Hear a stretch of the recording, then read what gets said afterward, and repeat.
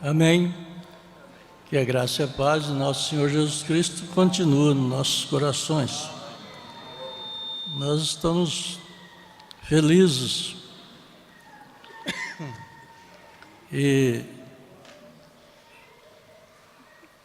eu cheguei na ponta da espada no final da guerra, né? Esse que é o pior.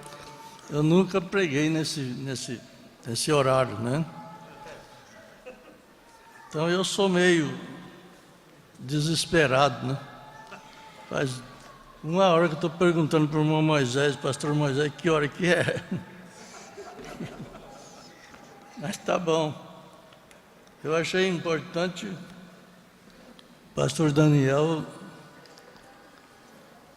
elogiar os meninos, né? Formoso, né? Como é que você falou? Formoso? Simpático. Os novos simpáticos, os velhos bonitinhos, né? Achei bom isso aí. Eu nunca fiquei bonitinho em nenhum culto. Nesse aqui o pastor Evandro falou, ele trouxe a chave, né, da beleza, né? Mas nós estamos aqui, ou bonito ou feio, nós estamos aqui, né? Nós vamos para frente. Eu creio que eu não vou coroar nada, eu vou dar uma vigilância para nós mesmos, né? Em vez de nós sair daqui coroado, quer dizer, coroado é quando está tudo resolvido, né? Não é isso que é coroado? É isso, Daniel? Resolvido, né? Nós não vamos sair daqui coroado, não. Nós vamos sair daqui vigilante ainda, em frente da batalha, né? A batalha não terminou ainda, ela continua. Creio que todo mundo está aqui, está pronto para a batalha. Nós vamos ler o livro de São Mateus, capítulo 17. Eu queria apresentar a minha esposa, né? Todo mundo tem esposa aqui, só eu que não. Apresenta a minha aí, onde é que ela está? Aqui embaixo ela não está, porque o Xim, que é o famoso nosso aí, não pode descer. Cadê o Xim? Levanta a mão aí, pelo menos, para alguém ver que você está com a mão levantada. Lá em cima. Está em cima. Deus abençoe. Ora por mim aí, porque a coisa aqui é brava. Tá bom. Muito bem, Mateus 17. Eu esqueci o meu óculos, precisei pegar esse do carro escuro. Mas tá bom, dá para ler. Mateus 17. Eu vou pular alguns versículos, né? Não, parece que não. Vou até o 11. 6 dias depois tomou Jesus consigo Pedro e Tiago e a João, seu irmão, e os conduziu em particular a um alto monte, e transfigurou-se diante deles, e o seu rosto resplandeceu como o sol. Deixa eu falar uma coisa aí para o som. Eu não gosto do eco. O eco é um camarada que me atrapalha um pouco. E as suas vestes se tornaram brancas como a luz. E eis que lhes apareceram Moisés e Elias, falando com ele. E Pedro, tomando a palavra, disse a Jesus: Senhor, bom é estarmos aqui, e se queres, façamos aqui 3 tabernáculos, um para ti, um para Moisés e um para Elias. E estando ele ainda a falar, eis que uma nuvem luminosa os cobriu, e da nuvem saiu uma voz que dizia: Este é o meu filho amado, ou o meu amado filho, em quem me comprazo, escutai-o. E os discípulos, ouvindo isto, caíram sobre os seus rostos e tiveram grande medo. E aproximando-se Jesus, tocou-lhes e disse: levantai-vos e não tenhais medo. E erguendo eles os olhos, ninguém viram senão unicamente a Jesus. E descendo eles do monte, Jesus lhe ordenou, dizendo: a ninguém conteis a visão, até que o Filho do Homem seja ressuscitado entre os mortos. E os seus discípulos o interrogaram, dizendo: por que dizem, então, os escribas que é mistério que Elias venha primeiro? Jesus respondendo disse: em verdade, Elias virá primeiro e restaurará todas as coisas. Amém? Oremos. Senhor amado, que o Senhor tome controle como o Senhor tem tomado até aqui. Dê recurso para mim e para quem vai ouvir, Senhor, que possa entender o que o Espírito está querendo dizer. Nós te agradecemos por tudo que o Senhor tem feito. Amém. Amém. Sentar-vos. Não, esse aqui, não, o mais coisa que eu tenho é o barbante. Esse aqui é certinho para mim, só que falta o barbante. Muito bom. É lógico que nem que eu não terminar tudo, mas eu quero ser calmo, né? Embora que o querer não é ser, né? Mas a pessoa do Elias, aqui na terra, é um grande mistério, muito grande. Às vezes as pessoas não meditam, não põem muito atenção. Mas o que me chamou para a fé na mensagem do profeta foi sobre a pessoa de Elias. Um espírita falou para mim. Eu estava numa denominação e o espírita falou para mim: você, lá eles me conhecem por Lico. Ô Lico, você quer ser muito sabido e você não sabe nada. Tá certo. Então, assim, mas você sabe por que eu estou falando que você não sabe nada? Eu falei: não. Porque vocês não sabem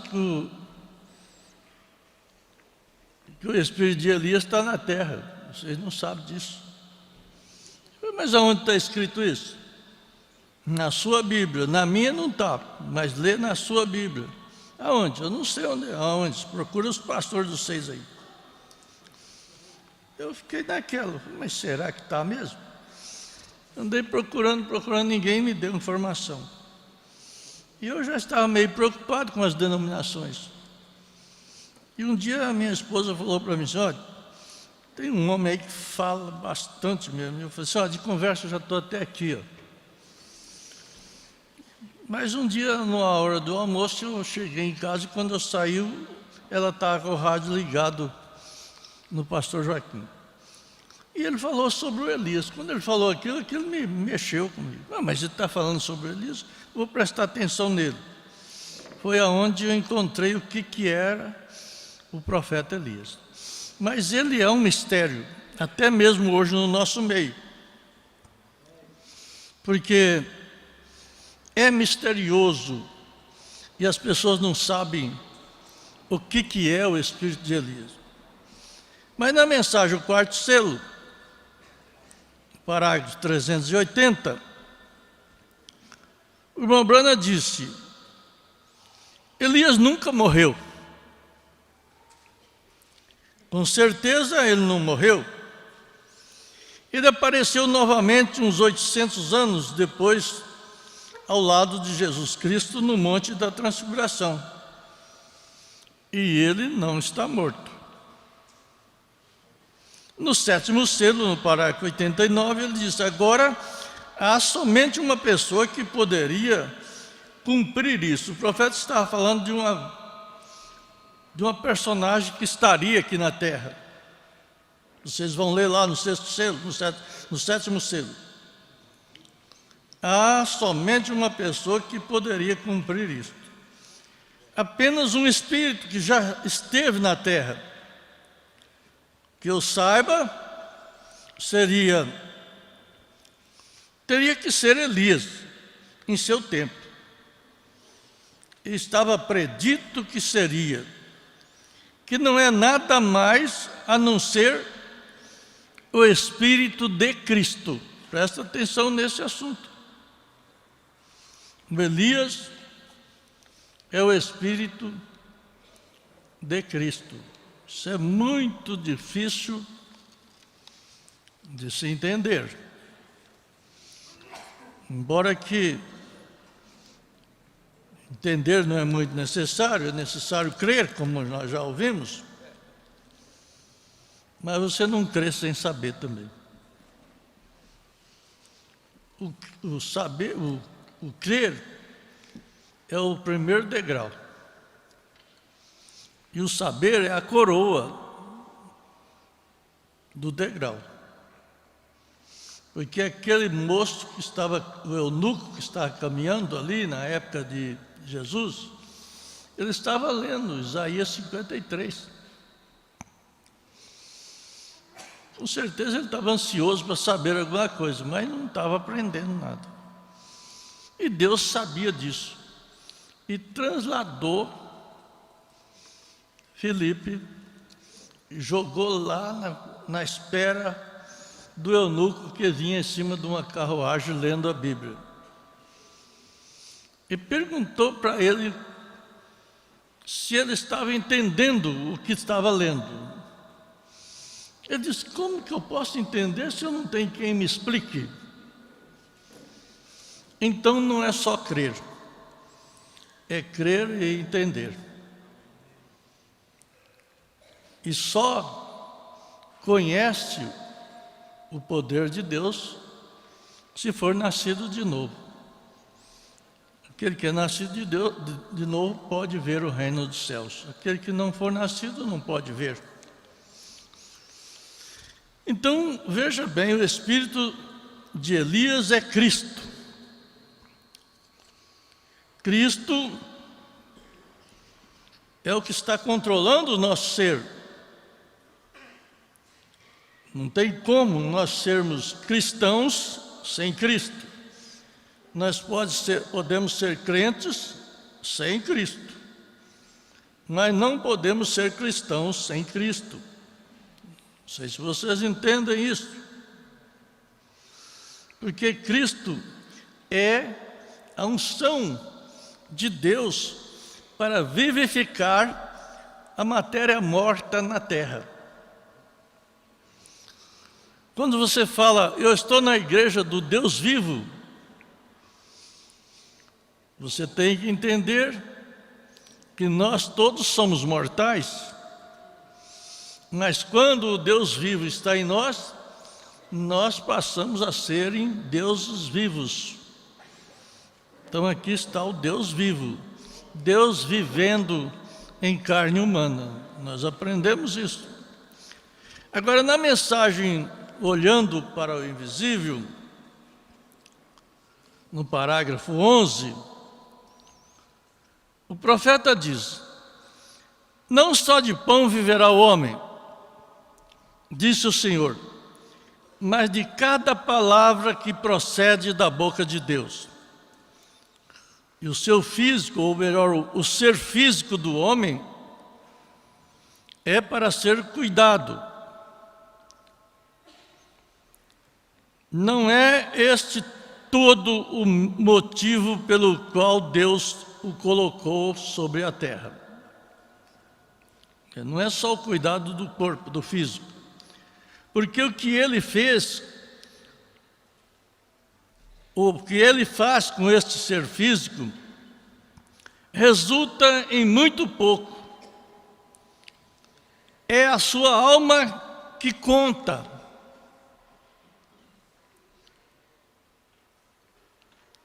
O homem interior não veio da terra, ele veio do céu. E esta é a parte eterna do ser humano. Mesmo assim, é estranho que ele tente traçar o seu próprio caminho, o homem. Nós encontramos isso assim nas Escrituras. Pois quando um homem escolhe andar de seu próprio modo e fazer o que ele deseja fazer, Deus simplesmente o deixa de lado. O homem não deve pensar por si próprio, mas ele deve deixar a mente que estava em Cristo estar nele. Não temos que pensar por nós mesmos. Temos que chamar qualquer coisa contrária ao que ele disse. Ou melhor, não temos que pensar por nós mesmos, temos que chamar as coisas contrárias ao que ele disse, como se ele não fosse. Não importa o que os nossos olhos alegam ser. Nós não vivemos através do que vemos. Nós vivemos através do que cremos. Mas preste bem atenção nesse assunto. Parece que nós viemos aqui para ver alguma coisa. Dá a entender que quando nós preparamos para um encontro, nós preparamos para ver alguma coisa boa, bonita. Porém, às vezes nós encontramos ao contrário. E eu estava meditando como é que o nosso povo ainda estão com dificuldades de ser crentes na mensagem do profeta. Muita dificuldade. Nós temos algumas pessoas, algumas linhas, que estão crendo em ouvir as fitas. E eles chegam numa reunião maior que esta e pregam os cânticos, o líder lá dá uma palavrinha assim, de ânimo, mas quando eles vão ouvir a palavra, eles apertam o play lá e tic, e a mensagem é do irmão Branham. Eles dizem que nós temos que ouvir a voz do irmão Branham. Bom, em parte, eles estão certos, porque isso que eu estou lendo aqui, não foi eu que inventei, nem eu escrevi. Eu tirei nas mensagens das fitas do irmão Branham. Cada parágrafo, nós estamos aqui o dia inteiro só lendo a mensagem do profeta. Eu não vi ninguém ler uma outra coisa, e nem falar outra coisa, mas tudo falaram a fita, a mensagem do profeta. Quer dizer, a mensagem do profeta, a única coisa que você tem que fazer é, se você tem um assunto, você tocar os parágrafos que o profeta diz naquele assunto. Mas ela sai da fita. Eu tenho as 1.200 mensagens do irmão Branham nas fitas. Eu tenho o The Table, comprei na época daqueles dois que tinha da Voz de Deus, mas eu já tinha ela daqueles irmãos do Canadá há muitos anos. E depois agora comprei da Voz de Deus. Tudo que nós sabemos é a mensagem do profeta. Nós não inventamos nada. nós temos uma ética de reticência, nós não meditar em reticências, porque não pertence a nós. Isto ao público deve ser conhecido, que nós lemos a mensagem do profeta. E o profeta diz, não sei se eu vou chegar aqui, que a sua voz ela está nas fitas e nos livros. Nós vamos chegar ali, se Deus permitir. Então nós não devemos nada a ninguém. Nós lemos a mensagem do profeta e estamos aqui com a mensagem. Eu menciono, cada vez que eu falo, eu menciono o livro e o parágrafo.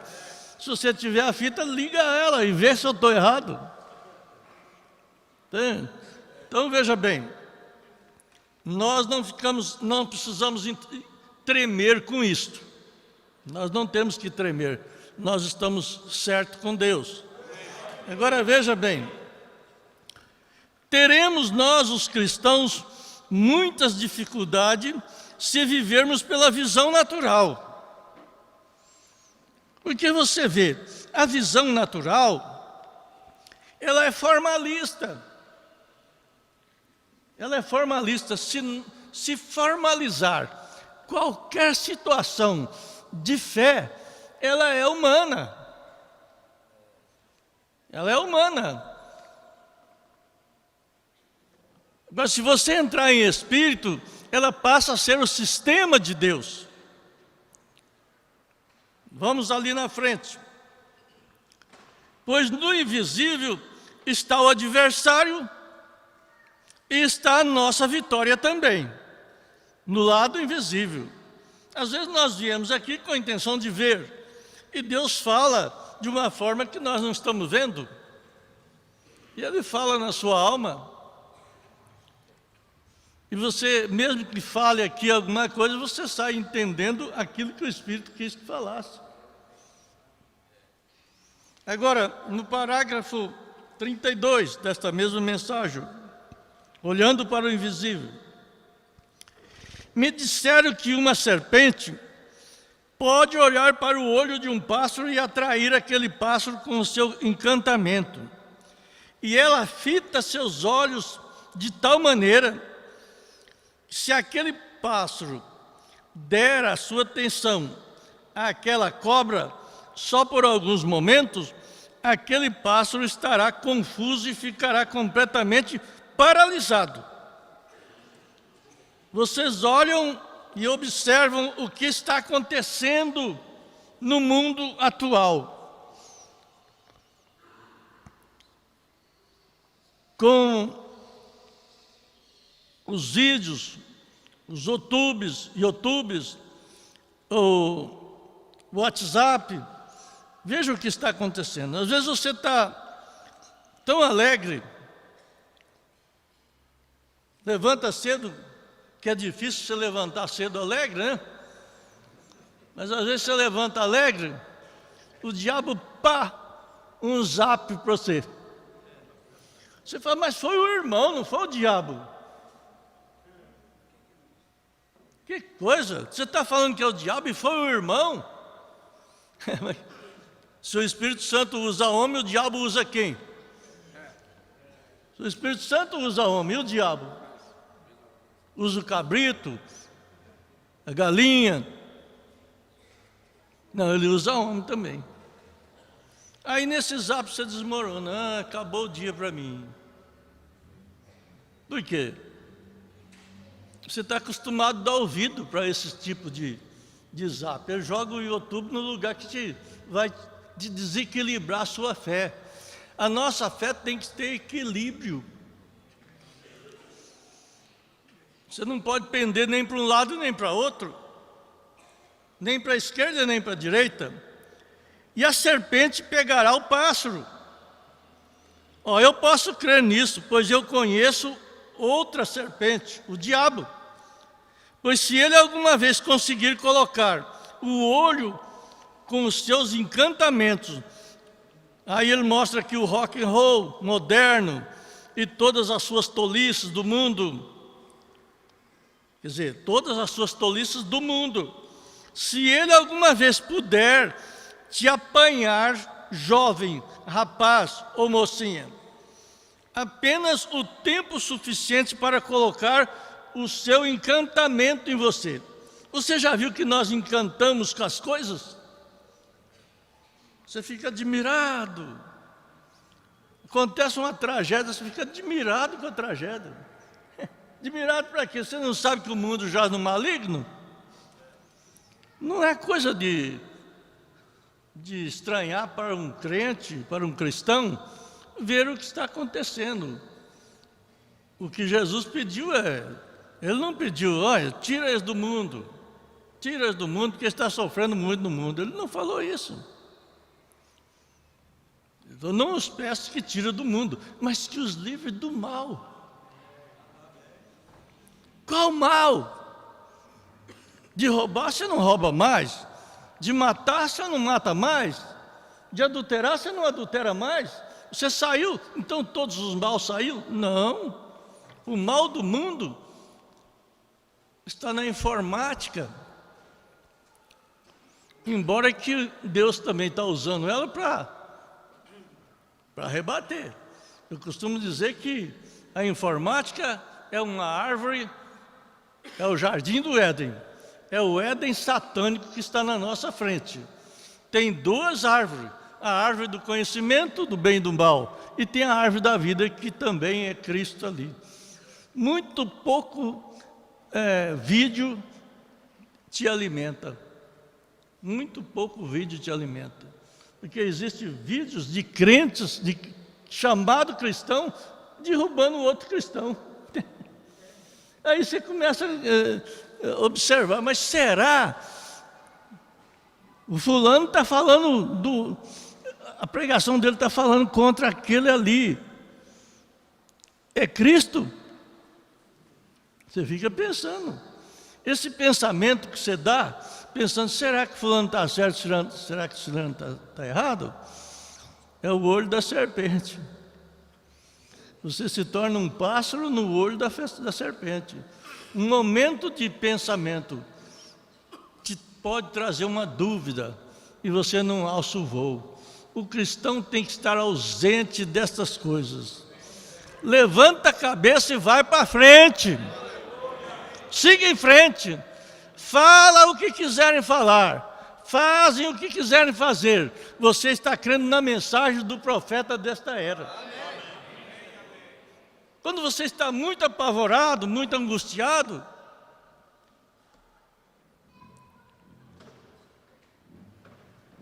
pega uma mensagem do irmão Branham, senta ali num lugar secreto, sozinho, vai lendo. Te garanto que o Espírito Santo te dirige ali onde precisa dirigir. E você verá a solução para o seu problema. Você vai tirar os olhos do mundo. O mundo hoje não é um mundo de carnaval, de festa, de samba, não. O mundo hoje é um mundo de religião. É um mundo religioso. Por que não dizer no nosso meio? Agora, veja bem. Mensagem prosseguindo ainda, olhando para o invisível. Parágrafo 33. A única maneira, me disseram, pela qual aquele passarinho, alguma vez, teria uma chance, seria desviar os olhos da serpente. Interessante que não é o olho da serpente que atrai o passarinho, só. É o olho do passarinho na serpente que dá a força da atração dela. Entendeu esse? Você pensa, não, tira os olhos. Espanta ela para tirar os olhos. Não, tudo bem. Mas o problema é você que está olhando para a serpente. O passarinho fica fitado os olhos na serpente e ele não tem ação para se livrar, para sair. Ele tem asa, ele podia voar. Mas ele fica olhando na serpente. E aí ele fica adormecido. E a serpente chega e pega ele. O que é isso? O carnaval não te atrai, não. é você que faz o carnaval te atrair. Você olha para ele, gosta dele. A festa, todo tipo de coisa mundana, a falsa religião. Qual o interesse que um cristão tem de saber da religião do outro? Não precisa nada, você tem a sua. Você tem a sua. Você crê no profeta dessa era? Olha, é estranho. Existe Bíblia, que o livro de São Mateus tem 29 capítulos. Vocês não sabiam, não? Tem. Quer dizer, o livro de São Mateus tem 28, mas tem Bíblia que tem 29. E eu estava divulgando, por que essa Bíblia? Vou divulgar. Então, o que tem que ter? O Espírito Santo, ele dá sequência. O Espírito Santo começa de Gênesis e vai até Apocalipse. Sequente, eu esqueci como é que fala. Um em cima do outro. Não é gradativo, é sequente. Você sabe o que é sequente? Seguindo um assunto progressivo. Você entra em Gênesis, você vai nos 66 livros. Não sei se você já tiver a curiosidade de fazer isso. Como é que chama aqueles numerozinhos pequenininhos que tem lá? Referência. Você vai na referência, você pega os numerozinhos, você vai de Gênesis até Apocalipse. Ele dá composição, às vezes tem coisas que eu não sei explicar. Ele compõe 66 livros. Você pega uma Bíblia dessa que tem 72, ele pula os 7, os 6 que não tem na nossa Bíblia, que não foi canonizado, que é os livros apócrifos que são. Além dos livros apócrifos, existem Bíblias adulteradas. Essa tem 29 capítulos no livro de Mateus. Aí, como é que eu achei que ela é falsa? Porque é coerente, é progressivo. Deus vai falando um assunto aqui, complementando ele aqui, no outro, complementando. E quando chega lá no 29, ele degride. Ele vai voltar lá no primeiro. O primeiro de Mateus foi quando Jesus nasceu. Você está entendendo? Ela não pode estar no Mateus 28. Se vocês pegarem essa Bíblia, vocês vão observar. Ele não pode estar o nascimento de Jesus, a vida de Jesus, no 29. O nascimento de Jesus, a vida de Jesus está no primeiro, no segundo. Vocês vão entender isso. A hora que vocês encontrarem essa Bíblia, vocês vão falar assim, não, bem que o pastor falou. Talvez não serve nada para vocês agora, mas pode servir um dia. Então, nisso você tem que imaginar que isso está errado. Como que pode quebrar a progressão? Deus não quebra a progressão. Eu fazia desenho, tinha um nome que falava, quando você põe uma tinta escura e outra mais clara embaixo. Degradativo. É isso aí. Gradual. Deus é gradual. Deus é daqui para ali, para ali, para ali. É uma escada. Ele não chega lá em cima e mostra o degrau de baixo. Você vê que a estatura do varão perfeito é a mesma coisa. Então note-se que o diabo, ele tenta tirar a nossa forma de crer. Ele adultera. Agora veja bem, o profeta diz aqui, o Senhor Jesus, o profeta diz, a única maneira que o diabo pode sair é tirar o olho dela e bater as asas. Ele voará para bem longe do alcance daquela cobra. E se você tem o encantamento do mundo e das coisas do mundo, e incredulidade encantando ao seu redor, no seu coração, que ele diz, tenha a vida moderna. Vocês veem como é que o povo hoje tem uma sede de coisas modernas? É novidade. Calçado, roupa, sai uma roupa lá, já Os homens têm menos, mas os homens têm um pouco de negócio de cabelo, né? Eu estou observando os cabelos, rapaz, tem corte de cabelo de tudo quanto é jeito.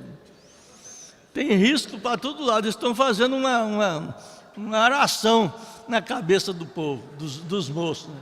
E aí sai tudo alegre, com aquele monte de risco, para lá, para cá, uns fazem uma cobrinha aqui, outro... O barbeiro hoje tem que dar o que fazer para saber cortar cabelo.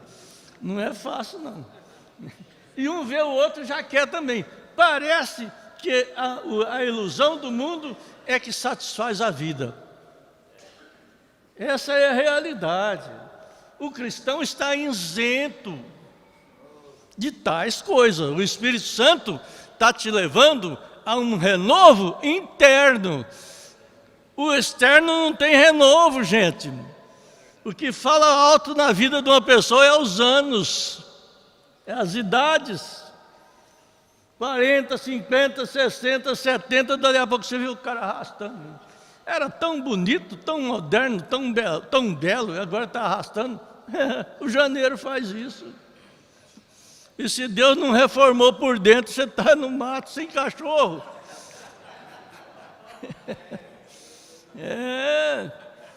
Fica velho aí sem reforma interna.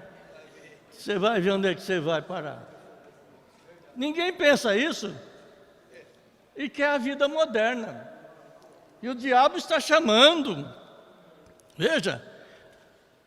Balance sua cabeça nesta noite e olhe para cima. Para o invisível. Que você não está vendo ele aqui. Que pena. Sabe que o homem está precisando ver para crer? E que coisa estranha. Jesus falou, bem-aventurado aqueles que não vê e crê. Mas está precisando ver. É um ato de visão. Agora veja bem, o Senhor Jesus, sim, se Ele falar com você e disser, aquela cura divina está errada, livre-se dele rapidamente. Se Ele falar assim, olha, isso aí é uma telepatia espiritual, balance sua cabeça, coloque imediatamente e olhe para cima. Olhe porque vem o invisível. Como Elias disse a Geazi,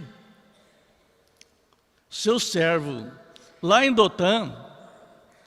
Ora, eles olharam ali ao redor e havia um exército assírio.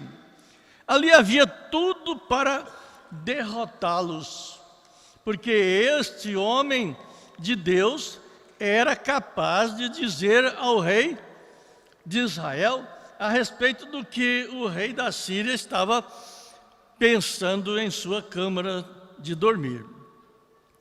Deixe-me dizer isto nesta noite, para a minha audiência, diz o profeta, que Deus continua vivo. Não fica pensando que nós precisamos gritar muito para Deus, não. Ele continua vivo, Ele é onisciente. E Ele é simplesmente o mesmo nesta noite como Ele o foi antes. Ele ainda conhece os seus pensamentos e o que você está sentindo neste exato instante. Então você deve observar os frutos do Espírito para ver se é Deus da história que se levantou novamente, certamente. E quando as grandes crises chegam, as quais sempre vêm, você já notou?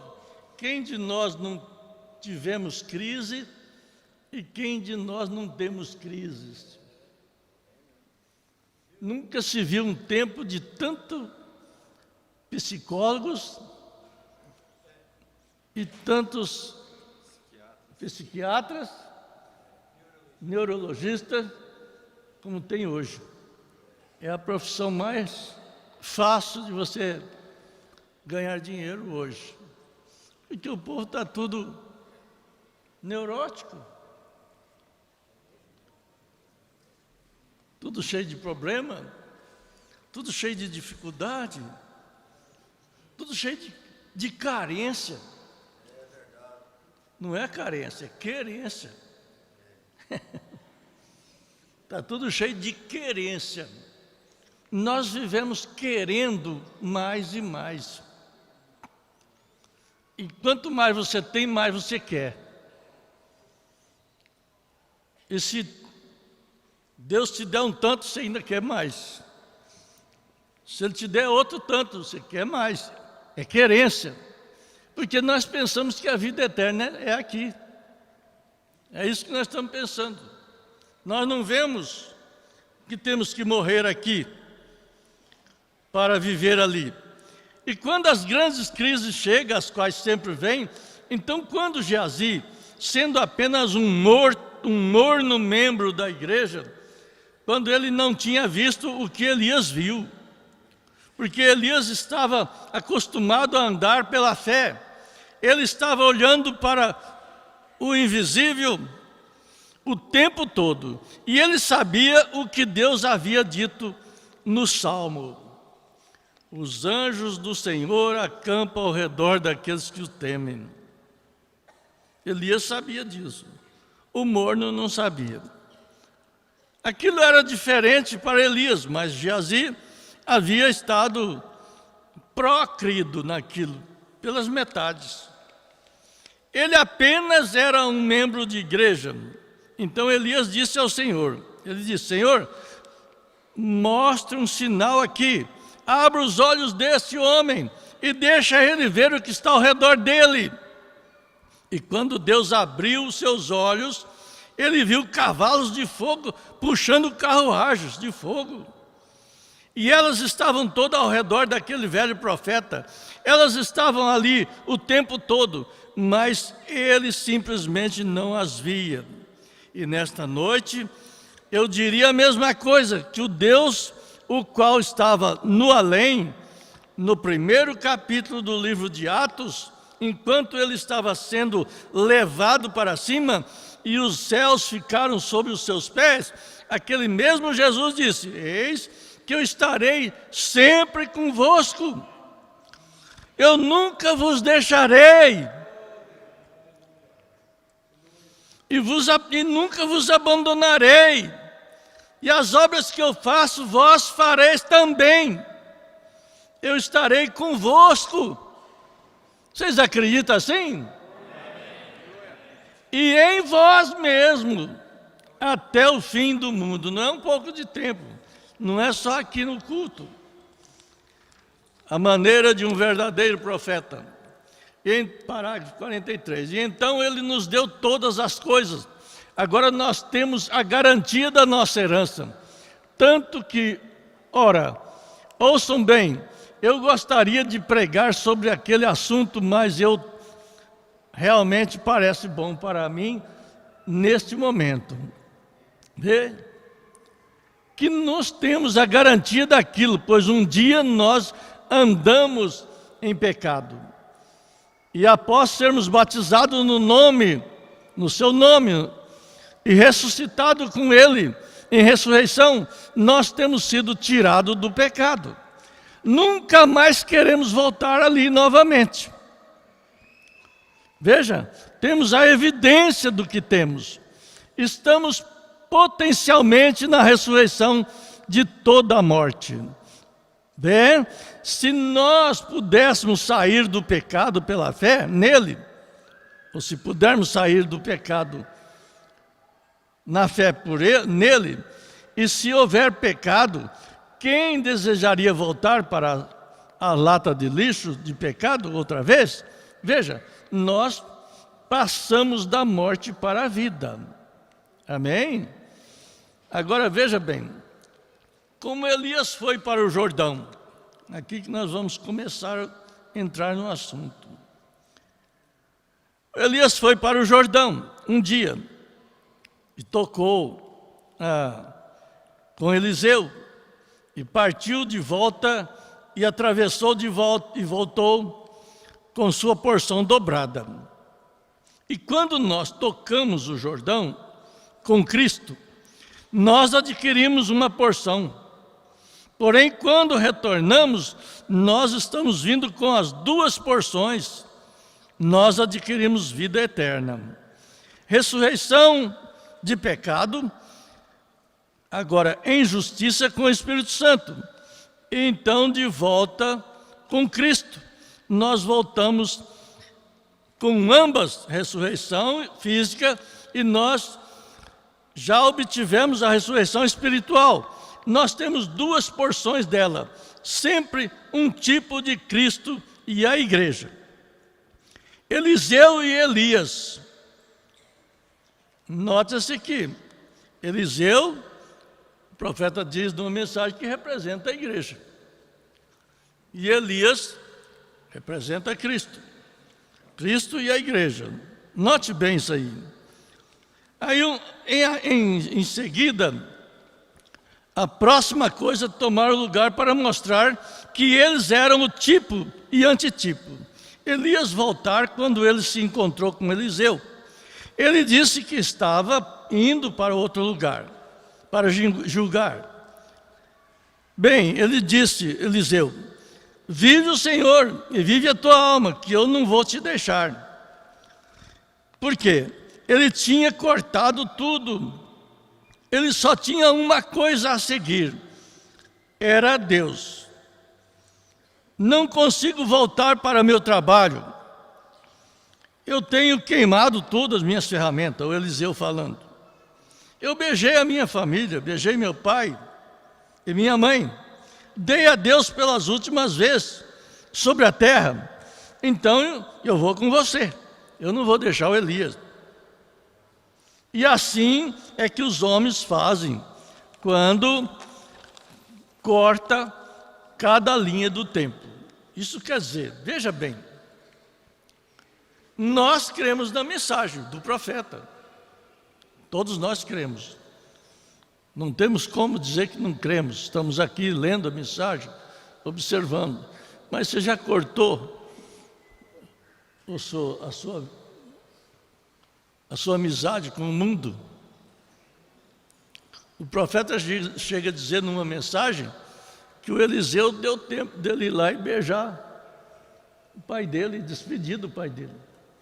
E que o Elias da agora não vai dar tempo para o Eliseu da agora. O Eliseu da agora é a noiva. Não vai dar tempo de você ir despedir do seu pai. Não tem mais. Porque um será tomado, o outro será deixado. É não abrir e fechar de olho. O Eliseu teve tempo de ir lá, queimar matar os bois dele, fazer o assado com as cangas, com os arados, distribuir tudo. E depois ficou sem nenhuma situação para voltar para trás.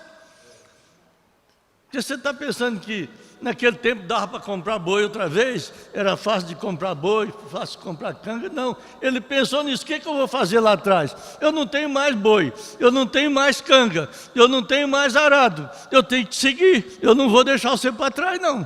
Onde você for eu vou. O Eliseu acompanhando Elias, porque Elias tinha feito uma promessa para ele, que daria uma porção, se visse ele subir. E parece que o Elias estava procurando desviar a atenção do Eliseu.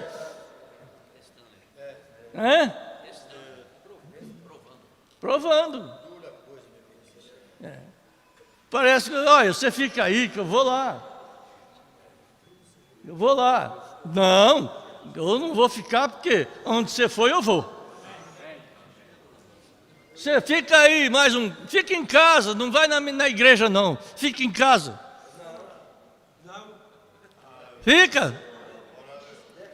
Amanhã você vai. Não, aonde a palavra estiver eu vou. A palavra hoje é a capa do Elias. A capa do Elias não é um pano que estende uma lona para você ficar debaixo. A capa de Elias é uma unção que está vindicando a palavra na sua alma. Ela está vindicando. Ela arde na sua alma.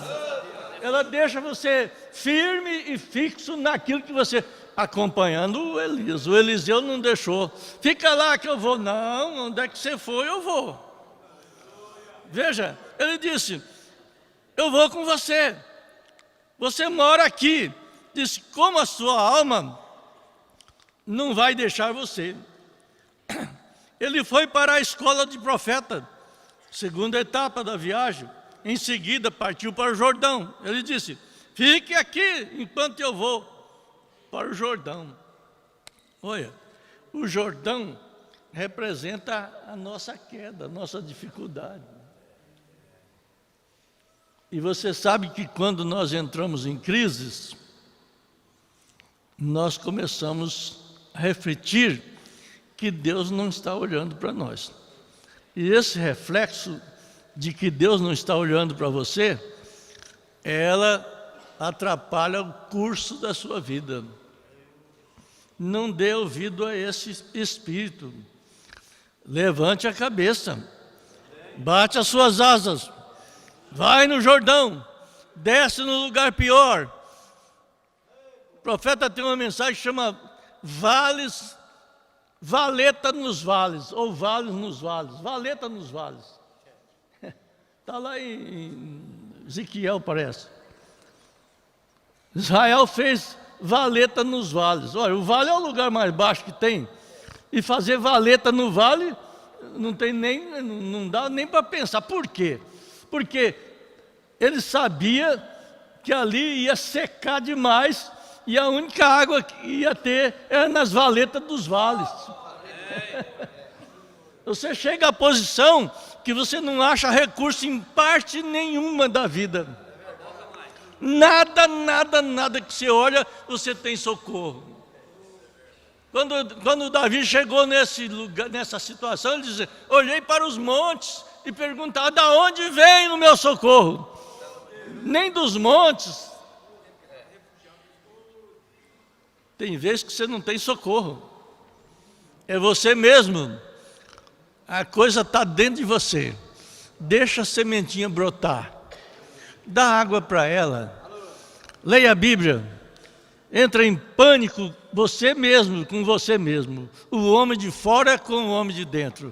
Quem perde a esperança é o de fora, o de dentro nunca perde a esperança. Ele não perde, a semente é o de dentro, nós já vimos aqui a semente não é o de fora, a semente é o de dentro, é o de dentro que faz o de fora ter vida eterna. Amém? Nós notamos aqui, o profeta diz, ó, essa grande comissão para ir, depois que ele ressuscitou dos mortos, sim, meu Redentor vive, parágrafo 45, nós ressuscitados com ele hoje, estamos posicionalmente assentados com ele, e agora prontos para que o rapto venha, esperando por esse grande tempo, nossa carne descansará em esperança. Nós sabemos disso. Não há nenhum pouquinho de dúvida em minha mente hoje. Está na sua? Está com dúvida ainda? Está achando que a mensagem está errada? Está achando que você está errado ainda? Você está achando que... Olha, a crise faz coisa. Aquela mensagem... A bem-aventurança esquecida, ela é muito profunda. Se vocês vão meditar nela, é fácil nós esquecer a bem-aventurança. Muito fácil. Porque você sabe o que é aventura? É você buscar qualquer um bem sobre um risco. Não sei se vocês entendem isso. É buscar um bem sobre um risco. Você pode receber e pode perder. O moço está namorando uma moça, ele está aventurando. Ele começa com aventura. No dia do casamento, ele é aventurado. Foi bem aventurado. Vai casar. Casou. Que alegria. A alegria da aventura, da bem-aventurança, é demais, é muito grande essa alegria. bem-aventurado, casou, lá ele vai para sua casa com ela, e ela com ele, os dois bem-aventurados, não é? Dali a pouco vai, 1 ano, 2 anos, dali a pouco tem criança, 3, 4, aí a coisa piora, aí vem a crise. Vem a crise, o desespero entra, ai meu Deus do céu. Aí, aquele juramento que você fez lá no altar não valeu nada, você perde a aventura, esqueceu a bem-aventurança. Esqueceu. Pronto, dali a pouco um está para um lado, outro está para o outro. Você já pensou que nós, quando casamos com a mensagem, nós estávamos numa aventura na denominação? Você estava aventurando, ser um cristão. Era uma aventura, era uma luta. E você via uma coisa que te atrapalhava, você partia para outra. Tinha crente que passou por 5, 6 denominações e nada estava bem. 1971, o som da clarinada bateu. E você ficou feliz. Eu me lembro quando eu comecei a ouvir. Parece que uma coisa entrou dentro de mim e virou que nem sempre virou uma meia do lado do avesso. Que beleza, era feliz. Quantos que estavam junto comigo naquela época? E depois, por qualquer uma crise, abandonou e partiu para um ismo aqui, partiu para um ismo ali, partiu para outro ismo ali, esqueceu a bem-aventurança. O que aconteceu com o João foi isso. O João lutou, Deus deu o nascimento dele que não ia existir. Não ia existir aquele nascimento, a mãe dele não tinha filho. O pai era sumo sacerdote. E o anjo falou primeiro para ele, ó, sua mulher vai ter um filho. Então você vai ficar mudo. Você vai ficar mudo para outra vez você crer. Quantos crentes que estão mudo aqui? Porque não crê o que Deus falou. O que Deus falou não está valendo para ele. Você vai ficar. Quer dizer, aí quando a Maria concebeu lá do anjo, a Maria ficou toda alegre, foi lá visitar a Isabel, que já estava grávida, de 6 meses. Não, estava morto, o menino estava morto. O menino com 6 meses não mexeu, você pode cuidar que ele está morto. Quando a Maria chegou, que ela falou que o anjo tinha visitado ela, e que ela ia ter um filho, e que o filho chamava Jesus, foi a primeira ressurreição de Jesus. Ressuscitou o Joãozinho no ventre da Maria. Que felicidade! Mas esse Joãozinho deu problema, ele deu trabalho. Esse Joãozinho deu trabalho. Olha, na igreja, dali a pouco o pai estava falando. Acabou o castigo. O pai estava falando. Mas o Joãozinho cresceu meio rebelde. Rebelde à igreja, mas não rebelde a Deus. Quer dizer, foi lá para o mato. O que os pastores, o que os outros, como é que chama? Não sei, sacerdotes, falavam, hein? Rapaz, o filho daquele sacerdote é atrapalhado a cabeça. Rapaz, sumiu, está lá para o mato, lá para o deserto. Outro fala assim, encontrei ele comendo gafanhoto. Rapaz, esse homem é atrapalhado mesmo. As igrejas gostavam, as igrejas gostam de coisa errada. E por que não dizer que alguns de nós também gostam? Não gosta? Ninguém gosta, mas alguns gostam. O Joãozinho veio de lá, já molequinho. Você pode ver que a igreja romana, ela fez 3 imagens de São João, agora nesse mês agora. 13 é São Antônio, 24 é São João e 29 é São Pedro. 24, São João. Você não vê um São João maduro, velho. Você vê um São João criança, com um cordeirinho na mão. Vocês já viram esse quadro? O Pedro é um velho, barbudo. O Antônio é um homem mais ou menos. Mas o João é um menino de cabelinho cacheadinho. parecendo o Pedro do irmão Augusto, João Augusto lá de Rio Preto. Né, irmão Augusto? Cadê ele? Está aí? Cadê o Pedro? Parecendo o Joãozinho, ó, Pedro, ó, cabelinho cacheadinho, canta bonito que é uma coisa. Está vendo? E por quê? Porque o João veio aquele molecão e veio pregando, moleque, pregando contra o pai, contra a família, contra a religião. Isso é atrapalhado mesmo. Quer dizer, o que o João tinha? Ele tinha uma aventura da Escritura.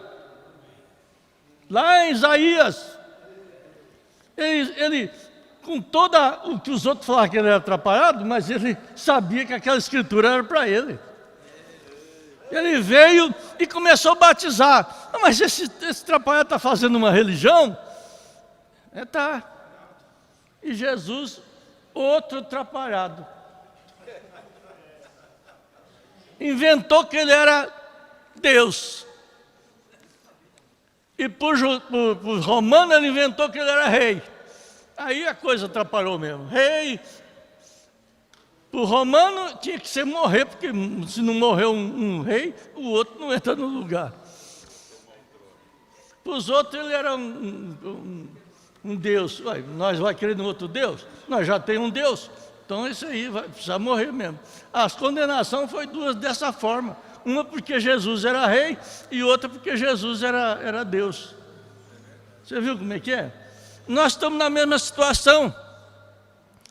Se você falar que você é Deus, você vai ser crucificado. Você não vai para frente.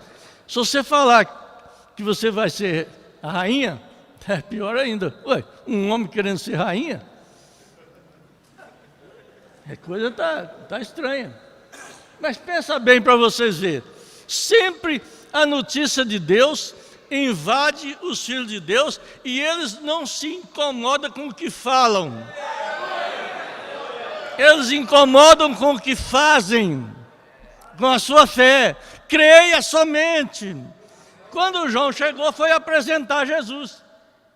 Batizando lá, dali a pouco chega aquele outro, um andarilho batizando o outro. Isso é uma palavra minha, uma expressão minha, para assimilar. Chega o outro andarilho, ele mesmo falou que ele era andarilho, que ele não tinha casa, não tinha lugar para pôr a cabeça de baixo. Tem que ser andarilho. Vem lá para batizar. Você já pensou que deparo ruim teve ali? Esses religiosos dentro, esses religiosos que creram em Jesus Cristo, aguentou coisa muito mais do que nós. Nós não estamos aguentando nada. Aguentaram coisa. Vem, mas eu quero batizar com você. Mas o senhor quer batizar comigo? Eu falei, não, tem que cumprir a justiça. Você tem que batizar eu. Quando João foi batizar Jesus, a pombinha desceu, a voz veio e a coluna de fogo desceu. Aquilo ali foi a aventura. João saiu dali bem-aventurado. O que foi que ele foi bem-aventurado?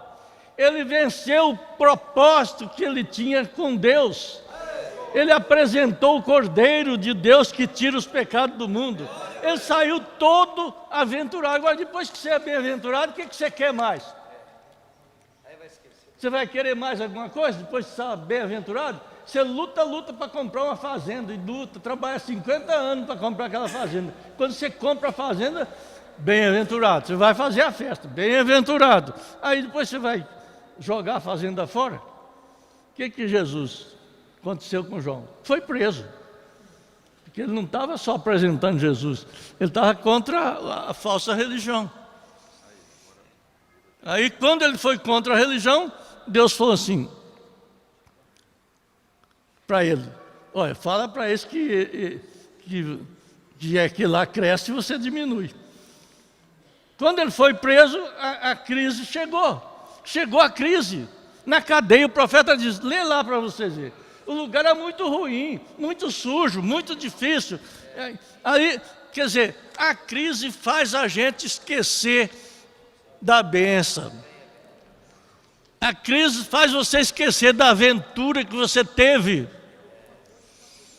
ele chegou e falou assim para os discípulos: vai lá perguntar se é ele mesmo ou se eu tenho que esperar outro. Aí ele já tinha apresentado, Deus tinha mostrado. Não tinha? Agora, por quê? Porque a dificuldade traz isso. Gente, nós vamos ter muita dificuldade ainda para avançar na mensagem. Dificuldade espiritual.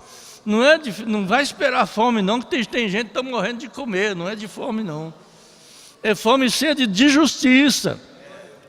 Você abre o seu olho espiritual, vê o que Deus tem feito para você. Agradece a Deus pela mensagem.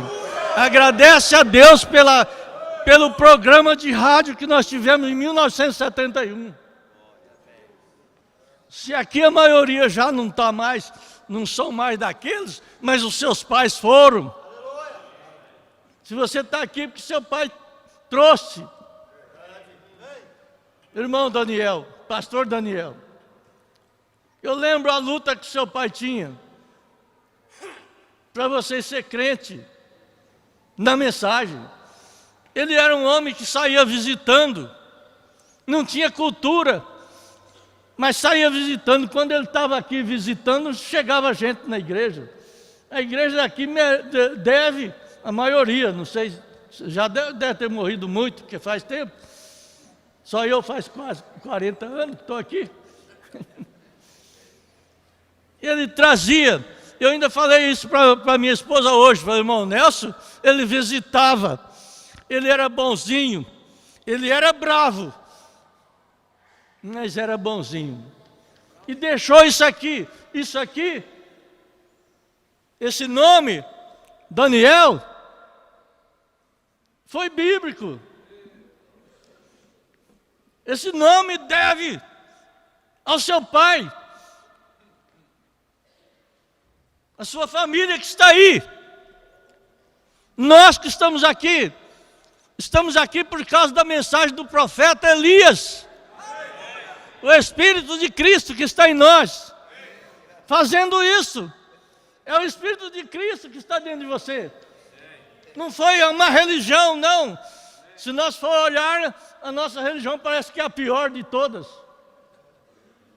Mas Cristo em nós é a esperança da glória. Você luta, você vê coisas que não pode vencer, mas Cristo em você faz você vencer. Nós estamos aqui por Cristo. Cristo é a esperança nossa.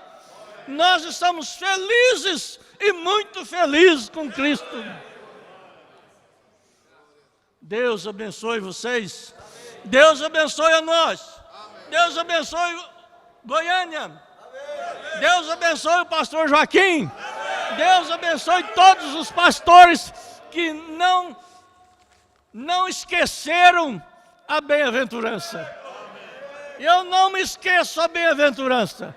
Toda vez que ouço a clarinada, eu lembro que eu estou na bem-aventurança. Bem-aventurado é aquele que teme o Senhor. E bem-aventurado é aquele que é pobre de espírito.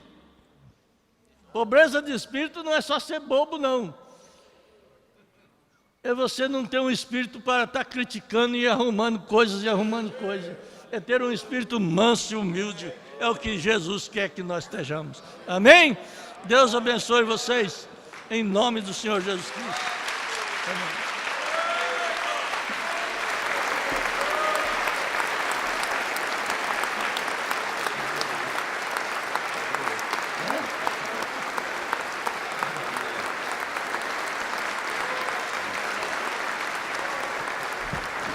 Deus abençoe. O pastor Euclides Paro é um ancião, merece todo o respeito. A irmã Ângela cantou de manhã, a luta continua. A guerra ela é feita de muitas